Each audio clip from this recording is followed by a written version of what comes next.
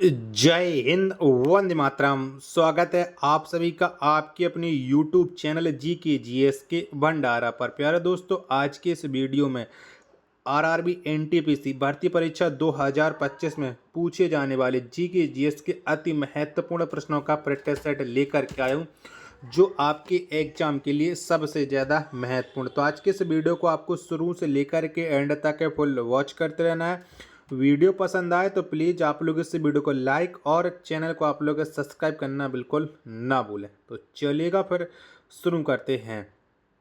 तो पहला प्रश्न आ जाता है कि सर्वोदय योजना को किसने प्रस्तुत किया था। तो बताओ किसके द्वारा ये सर्वोदय योजना को प्रस्तुत किया गया था। पहले प्रश्न का राइट आंसर क्या हो जाएगा। तो इस योजना को प्रस्तुत किया था जयप्रकाश नारायण ने। पहले का बी ऑप्शन करेक्ट आंसर हो जाएगा।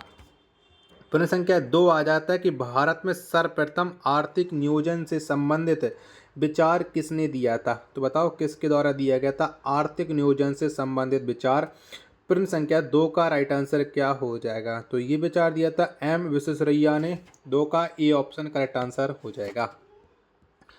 नेक्स्ट प्रश्न आ जाता है प्रश्न संख्या 3 है कि चक्रीय बेरोजगारी कहाँ पाई जाती है। तो बताओ कहाँ पर मिलती है, कैसे देशों में चक्रीय बेरोजगारी मिलती है। तो जो चक्रीय बेरोजगारी है ये विकसित देशों में मिलती है। किसमें? विकसित देशों में। 3 का बी ऑप्शन करेक्ट आंसर हो जाएगा। नेक्स्ट प्रश्न आ जाता है प्रश्न संख्या 4 है कि योजना आयोग का गठन कब किया गया था। तो बताओ कब हुआ था योजना आयोग का गठन। प्रश्न संख्या 4 का राइट आंसर आपको बताना है। तो 15 मार्च 1950 में योजना आयोग का गठन किया गया था। 4 का बी ऑप्शन करेक्ट आंसर हो जाएगा। नेक्स्ट प्रश्न है प्रश्न संख्या 5 आ जाता है कि योजना आयोग के प्रथम उपाध्यक्ष कौन थे। तो बताओ कौन थे। तो योजना आयोग के जो प्रथम उपाध्यक्ष हो जाते हैं वो हो जाते हैं गुलजारी लाल नंदा। 5 का सी ऑप्शन करेक्ट आंसर हो जाएगा। 6वें नंबर का प्रश्न है कि योजना आयोग के अंतिम उपाध्यक्ष कौन थे। तो बताओ इनमें से कौन थे जो योजना आयोग के अंतिम उपाध्यक्ष थे। 6वें प्रश्न का राइट आंसर क्या हो जाएगा। तो मोंटेक सिंह अहलूवालिया ये योजना आयोग के अंतिम उपाध्यक्ष थे। 6 का डी ऑप्शन करेक्ट आंसर हो जाएगा। 7वें नंबर का प्रश्न आ जाता है कि आर्थिक नियोजन किस सूची का विषय है। तो बताओ कौन सी सूची में आर्थिक नियोजन को रखा गया है। 7वें प्रश्न का राइट आंसर क्या हो जाएगा। तो ये हो जाता है समवर्ती सूची का विषय। 7 का सी ऑप्शन राइट आंसर हो जाएगा। 8वें नंबर का प्रश्न है कि भारत में पंचवर्षीय योजना किस देश से प्रेरित है। तो बताओ कौन से देश से पंचवर्षीय योजना को लिया गया है। तो ये है रूस से प्रेरित। 8 का ए ऑप्शन करेक्ट आंसर हो जाएगा। नेक्स्ट प्रश्न आ जाता है प्रश्न संख्या 9 है कि आर्थिक नियोजन किस अनुसूची से संबंधित है। तो बताओ कौन सी अनुसूची से संबंध रखता है ये आर्थिक नियोजन। 9वें प्रश्न का राइट आंसर क्या हो जाएगा। तो इसका संबंध हो जाता है 7वीं अनुसूची से।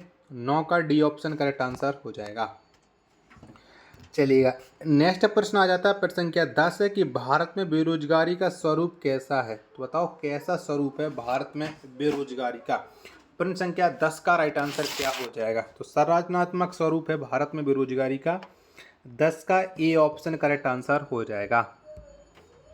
11वें नंबर का प्रश्न आ जाता है कि राष्ट्रीय योजना समिति के अध्यक्ष कौन थे। तो बताओ कौन हो जाते हैं राष्ट्रीय योजना समिति के अध्यक्ष। 11वें प्रश्न का राइट आंसर क्या हो जाएगा। तो ये थे पंडित जवाहरलाल नेहरू। 11 का बी ऑप्शन करेक्ट आंसर हो जाएगा। प्रश्न संख्या 12 आ जाता है कि नीति आयोग का गठन कब किया गया। तो बताओ कब किया गया था नीति आयोग का गठन। तो ये 1 जनवरी 2015 को किया गया था नीति आयोग का गठन। 12 का सी ऑप्शन राइट आंसर हो जाएगा। प्रश्न संख्या 13 आ जाता है कि राष्ट्रीय रोजगार गारंटी कार्यक्रम शुरू करने वाला प्रथम राज्य कौन है। तो कौन से राज्य ने सबसे पहले रोजगार गारंटी कार्यक्रम शुरू किया था। प्रश्न संख्या 13 का राइट आंसर क्या हो जाएगा। तो ये कार्यक्रम शुरू किया था महाराष्ट्र ने। 13 का बी ऑप्शन करेक्ट आंसर हो जाएगा। वीडियो पसंद आ रही होगी तो प्लीज़ आप लोग इस वीडियो को लाइक और चैनल को आप लोग सब्सक्राइब करना बिल्कुल ना भूलें। चलिएगा अगला प्रश्न आ जाता है आपके सामने। प्रश्न संख्या 14 की नीति आयोग का अध्यक्ष कौन होता है।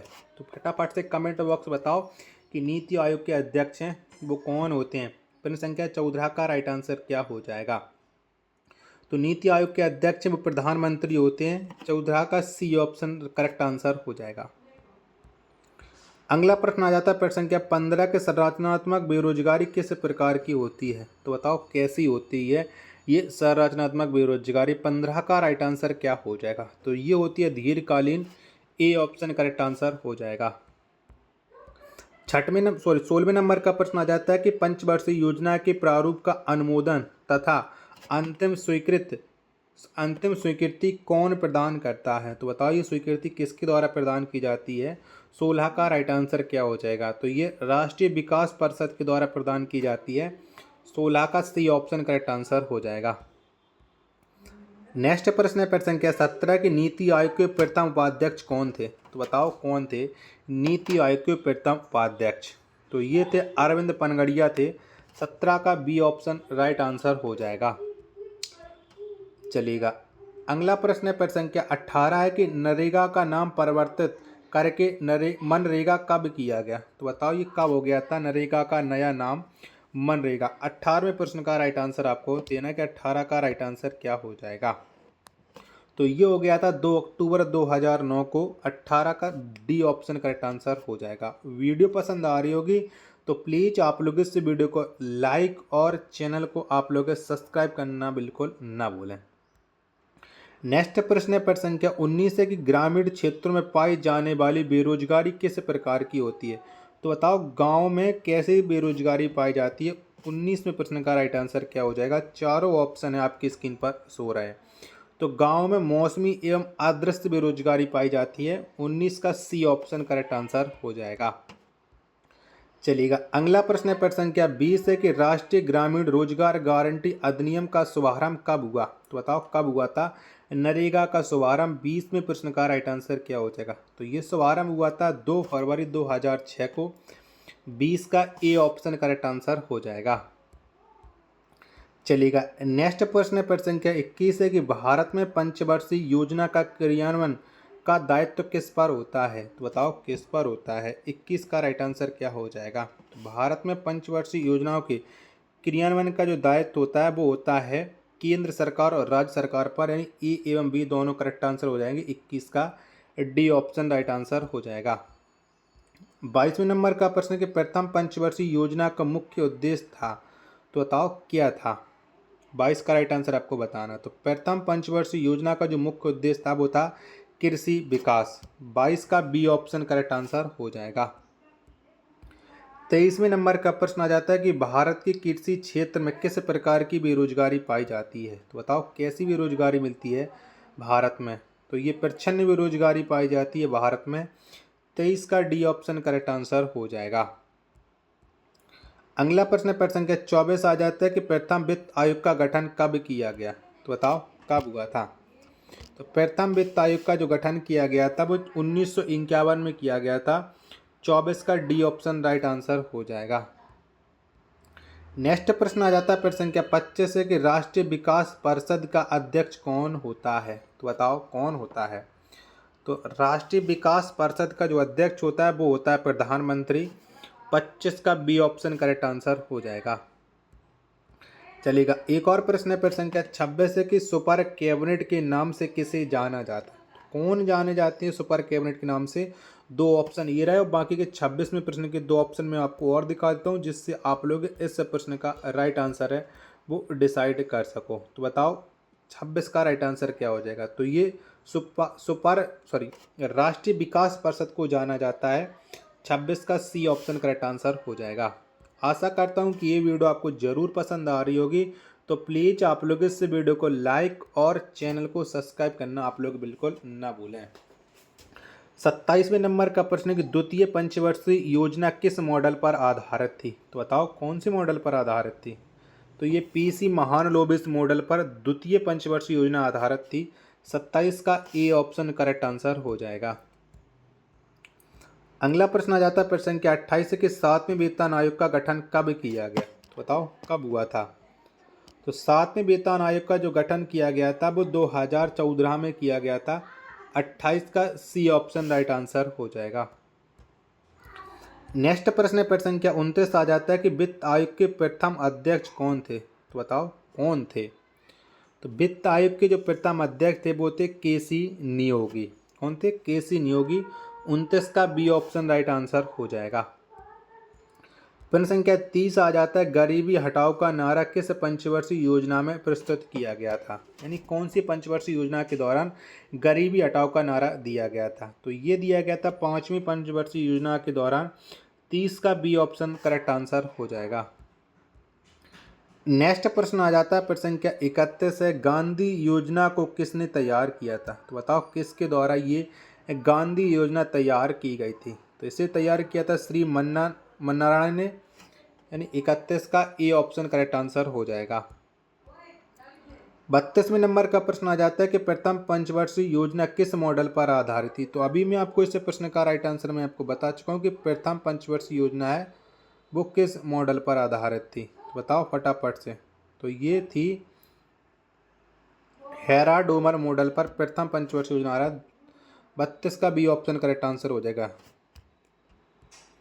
चलेगा, एक और प्रश्न आ जाता है प्रश्न संख्या 33 कि द्वितीय पंचवर्षीय योजना में किसे प्राथमिकता दी गई थी? तो बताओ किसको मिली थी द्वितीय पंचवर्षीय योजना में प्राथमिकता? 33वें प्रश्न का राइट आंसर क्या हो जाएगा?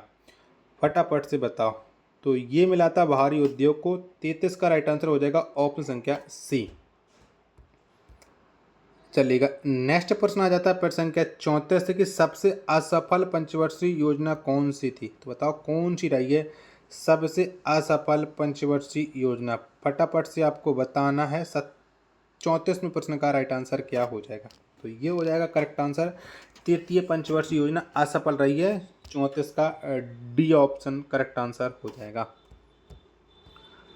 35वें नंबर का प्रश्न कि योजना अवकाश की अवधि क्या है? तो बताओ कौन सी है योजना अवकाश की अवधि? तो 1966 से लेकर के 69 तक ये योजना अवकाश की अवधि हो जाती है। 35 का बी ऑप्शन करेक्ट आंसर हो जाएगा। 36वें नंबर का प्रश्न आ जाता है कि 14 बड़े बैंकों का राष्ट्रीयकरण किस योजना काल में की गई? तो बताओ कौन सी योजना के समय 14 बैंकों का राष्ट्रीयकरण किया गया था? तो ये राष्ट्रीयकरण हुआ था चतुर्थ पंचवर्षीय योजना के दौरान। 36 का बी ऑप्शन करेक्ट आंसर हो जाएगा। 37वें नंबर का प्रश्न आ जाता है कि 5वीं पंचवर्षीय योजना का मुख्य उद्देश्य था। तो बताओ क्या था? तो 5वीं पंचवर्षीय योजना का जो मुख्य उद्देश्य था वो था निर्धनता उन्मूलन। 37 का ए ऑप्शन करेक्ट आंसर हो जाएगा। अगला प्रश्न आ जाता है प्रश्न संख्या 38 कि बॉम्बे प्लान किसकी योजना थी? तो बताओ ये किसकी योजना थी बॉम्बे प्लान? तो ये बॉम्बे प्लान ये उद्योगपतियों की योजना थी। 38 का सी ऑप्शन करेक्ट आंसर हो जाएगा। आशा करता हूँ कि ये वीडियो आपको ज़रूर पसंद आई होगी। तो प्लीज़ आप लोग इस वीडियो को लाइक और चैनल को आप लोग सब्सक्राइब करना बिल्कुल ना भूलें। मिलते हैं एक और नेक्स्ट वीडियो के साथ, तब तक के लिए धन्यवाद।